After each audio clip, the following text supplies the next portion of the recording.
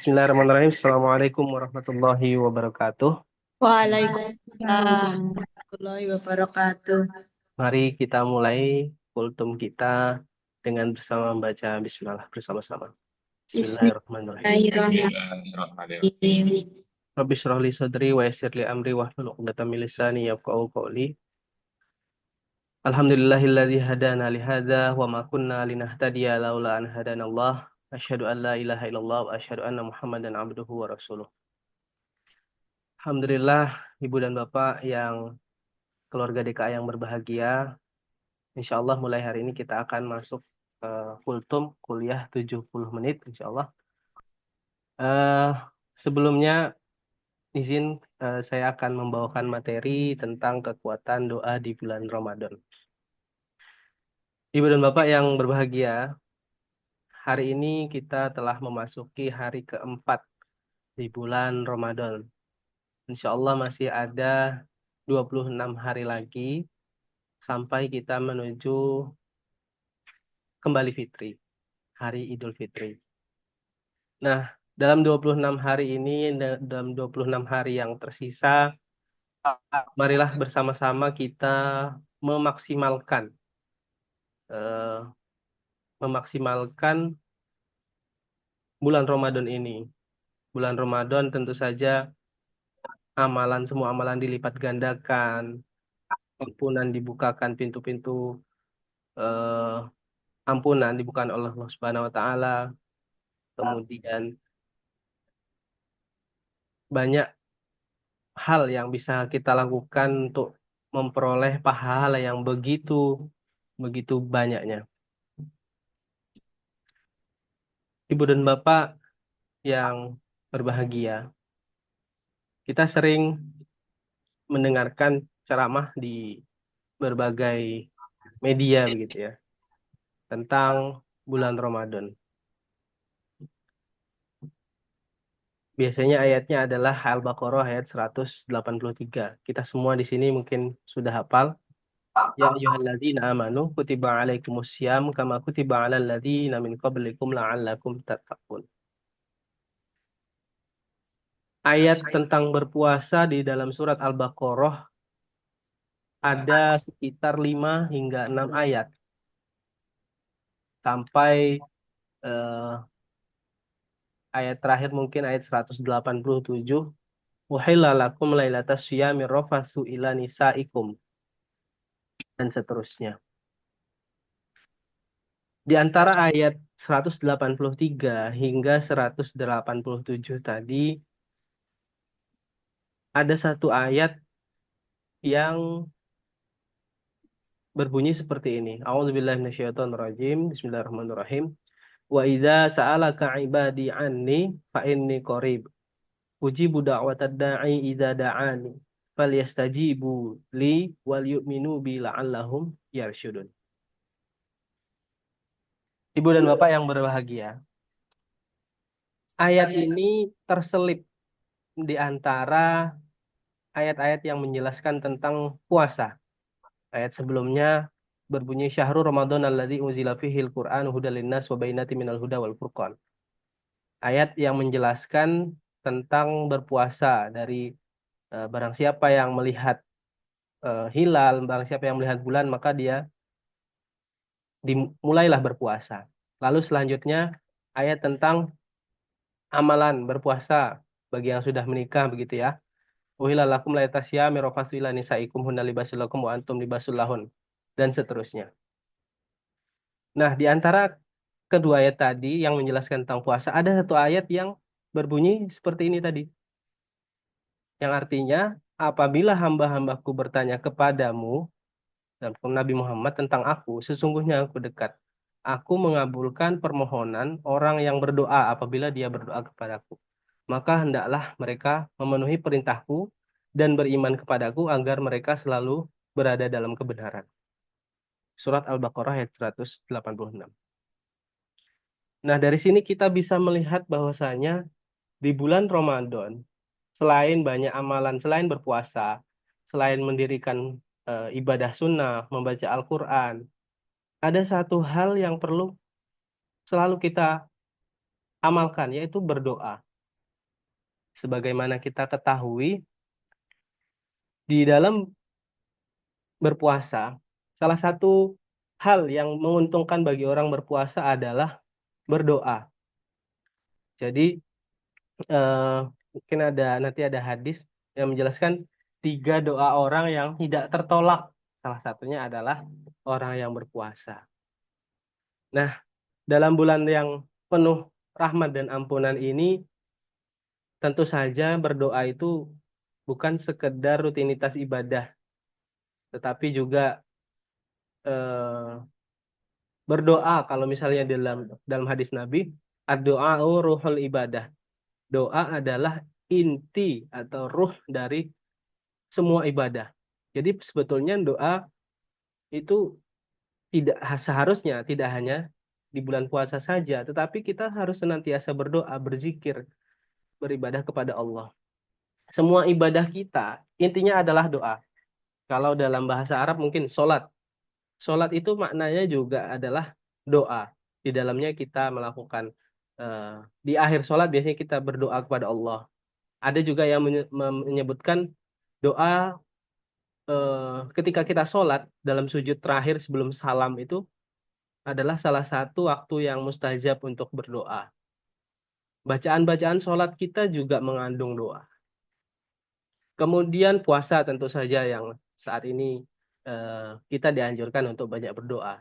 Lalu ibadah yang lain, misal iktikaf, ibadah sunnah, kita juga di situ diisi dengan doa, berzikir, dan tentu saja haji, umroh.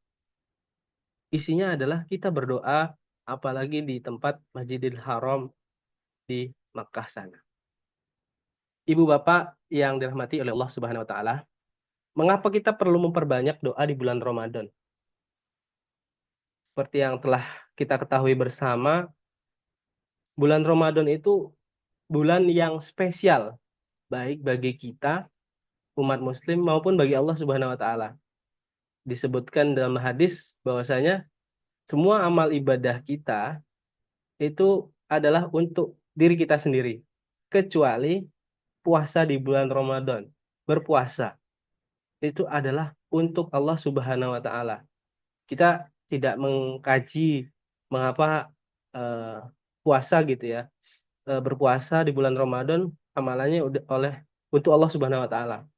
Tapi yang jelas, bulan Ramadan bulan yang spesial, maka misal kita dalam hari-hari spesial, hari ulang tahun kita atau hari hari jadi pernikahan katakanlah seperti itu. Dalam hari-hari yang spesial tentu saja kita ada keinginan untuk melakukan sesuatu, misal kita pengen jalan-jalan, kita pengen liburan dalam hari spesial tersebut, atau ketika ulang tahun kita pengen ditraktir makan. Nah, begitu juga dalam bulan puasa ini, Allah memberikan eh, pintu ampunan selebar-lebarnya. Amal pahala kita dilipat gandakan dari sholat, kemudian mengaji, berzikir, dan lain-lain. Jadi koneksi yang lebih dekat dengan Allah dalam bulan puasa ini, karena itulah kita harus memperbanyak doa. Kemudian tentu saja doa itu mengandung, biasanya kita berdoa untuk meminta ampunan atas dosa-dosa yang telah lalu, dosa-dosa yang telah kita laksanakan. Nah, dalam bulan Ramadan ketika doa sudah dibukakan pintu ampunan, maka kita jangan sampai terlewatkan begitu ya. Lalu banyak juga waktu mustajab di bulan Ramadan ini. Selain posisi kita sebagai orang yang berpuasa, doanya insya Allah dikabulkan oleh Allah Subhanahu wa taala. Banyak waktu mustajab. Yang pertama misalnya eh, sebelum sahur, sepertiga malam gitu ya, sebelum sahur. Itu ada beberapa eh, dalil yang menyebutkan bahwasanya sebelum berpuasa, saat dalam sepertiga malam itu adalah waktu yang mustajab. Lalu kemudian juga sebelum berbuka puasa. Sebelum berbuka puasa, ada baiknya mungkin kita sudah siap untuk sholat maghrib dalam keadaan berwudu, kemudian sambil menunggu azan, kita perbanyak doa pada saat itu. Ibu dan Bapak, keluarga DKA yang dirahmati oleh Allah Subhanahu wa taala, Nah, ini tadi adalah keistimewaan di bulan yang saya sebutkan tadi. Tiga doa orang yang tidak tertolak. An Abi Hurairah qala Rasulullah sallallahu alaihi wasallam, salah satun la turaddu da'watuhum asyam hatta yuftir wal imamul adil wa da'watul muslim yarfa'uha Allah fawqal ghamam wa yaftahu laha abwabas sama wa yaqulu rabbi wa izzati la'unsarannaki walau ba'dahin.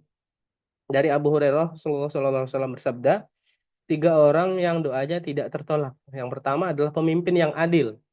Lalu yang kedua adalah orang yang berpuasa sampai ia berbuka. Lalu yang terakhir adalah doa orang yang terzalimi. Allah akan mengangkatnya di bawah naungan awan pada hari kiamat. Pintu-pintu langit akan dibukakan untuknya seraya berfirman, demi keagunganku, sungguh aku akan menolongmu meski setelah beberapa saat. Ibu dan Bapak yang dirahmati oleh Allah Subhanahu wa taala. Di antara tiga golongan ini yang paling dekat dengan kita adalah orang yang berpuasa sampai ia berbuka. Kalau doa orang yang terzalimi, orang-orang yang terzalimi mungkin ya jangan sampai gitu ya. Kita memohon agar kita dizalimi agar doanya makbul, jangan sampai seperti itu. Kalau pemimpin yang adil, insya Allah ada, tapi ya kita tahu diri mungkin kita belum sampai di sana. Jadi yang paling dekat adalah orang yang berpuasa. Maka ketika kita berpuasa inilah kita manfaatkan dengan sebaik-baiknya. Nah, ini yang saya sebutkan tadi, waktu-waktu mustajab untuk berdoa di bulan Ramadan. Yang satu, dua, tiga, satu lagi yaitu tadi malam Lailatul Qadar.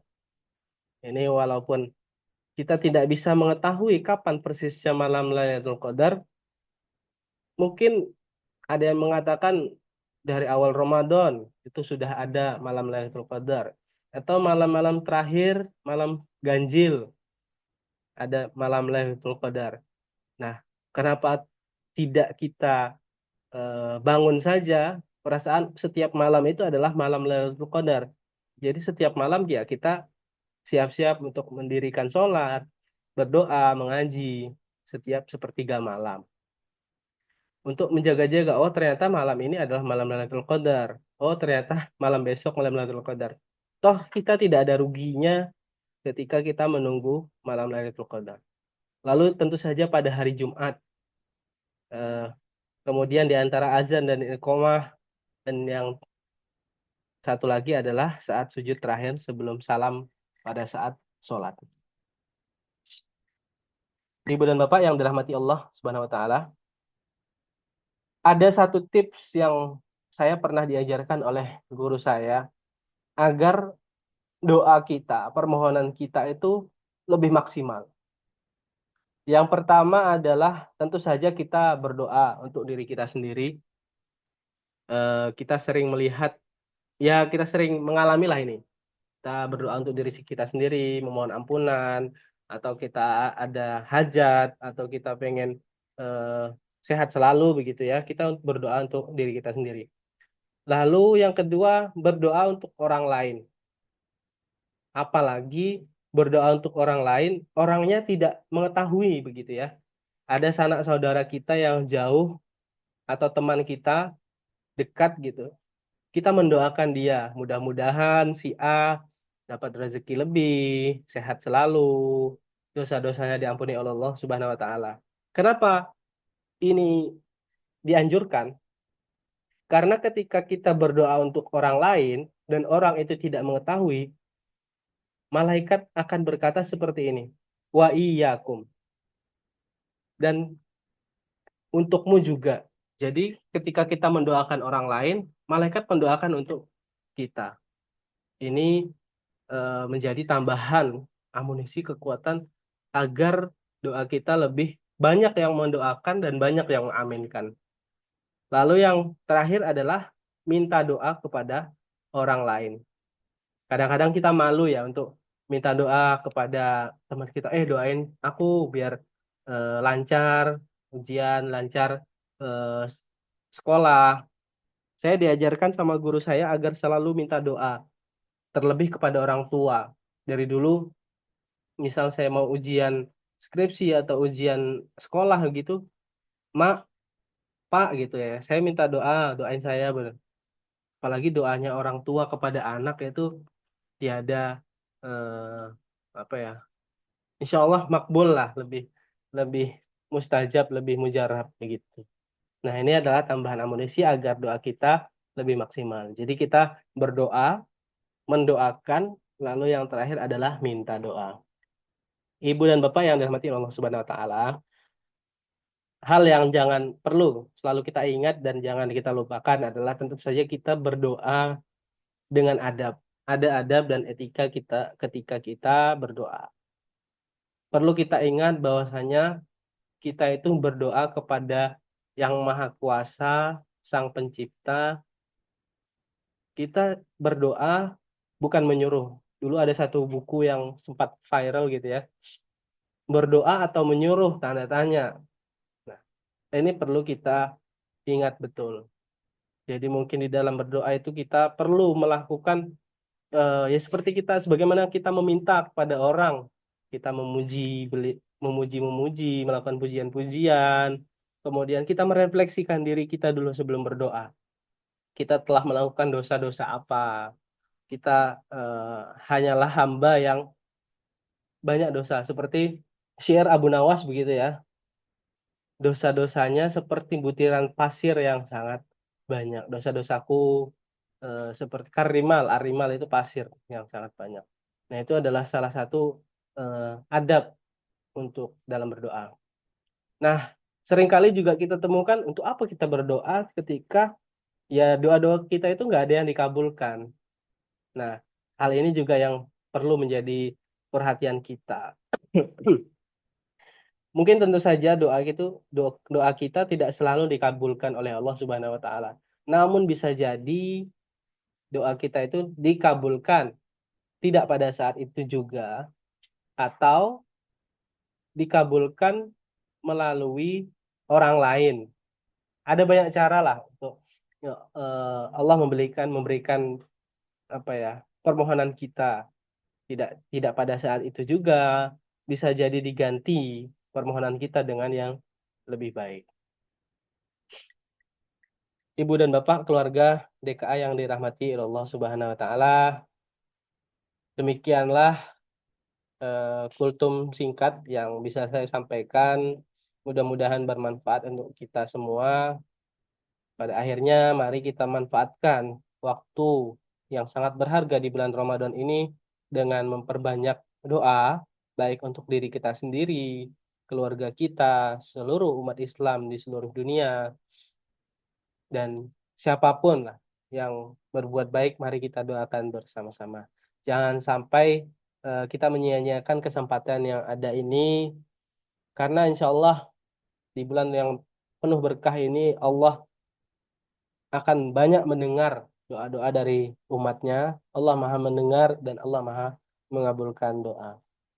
Terima kasih Ibu dan Bapak atas perhatian yang telah dilakukan. Mudah-mudahan bermanfaat untuk kita. Wabillahi taufiq wal hidayah. Assalamualaikum warahmatullahi wabarakatuh. Waalaikumsalam. Waalaikumsalam warahmatullahi wabarakatuh.